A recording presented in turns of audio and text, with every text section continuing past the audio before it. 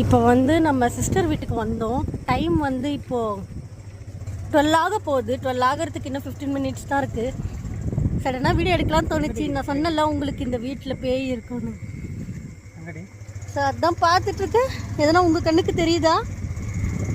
சின்னதாக ஒரு தூணுக்குது, அதை பார்த்துட்டு பேயின்றான். பாருங்கள் எப்படி கலாய்க்கிறாங்கன்னு. நாங்கள் பார்த்தோம் நிஜமாவே. இங்கே பாருங்கள், உங்கள் கண்ணுக்கு தெரியுதா? நானும் இந்த கேமரா வச்சு பார்த்துட்ருக்கேன். பேய் எங்கேயாச்சும் அகப்படுதா அப்படின்னு. பாப்பா உடம்பு சரியில்லை, அதனால தான் கொஞ்சம் எமர்ஜென்சியாக பார்க்கறதுக்கு வந்தோம். பாப்பாவை பார்த்தாச்சு. ஸோ இப்போ வீட்டுக்கு போயிட்டுருக்கோம். ஏதாவது பேய்கள் நம்ம கண்ணுக்கு படுமா அப்படின்னு பார்க்கலாம்.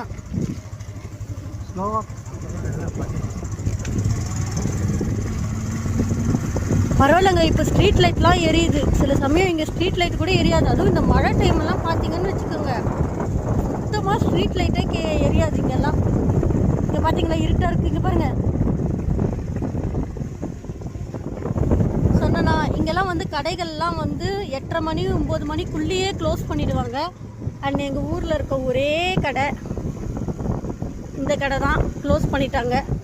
அண்ட் நம்ம பழைய வீடு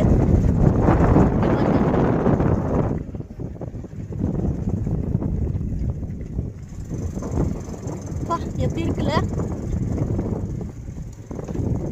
இங்கே ரொம்ப மோசமாக ஆக்கிட்டாங்கங்க இந்த பிரிட்ஜ். இங்கே பாருங்களேன், அன்றைக்கி நம்ம நடந்து போனோம்ல அந்த வீடியோவில், இப்போ நம்ம நடந்து கூட போக முடியாது, அந்த மாதிரி ஆக்கிட்டாங்க.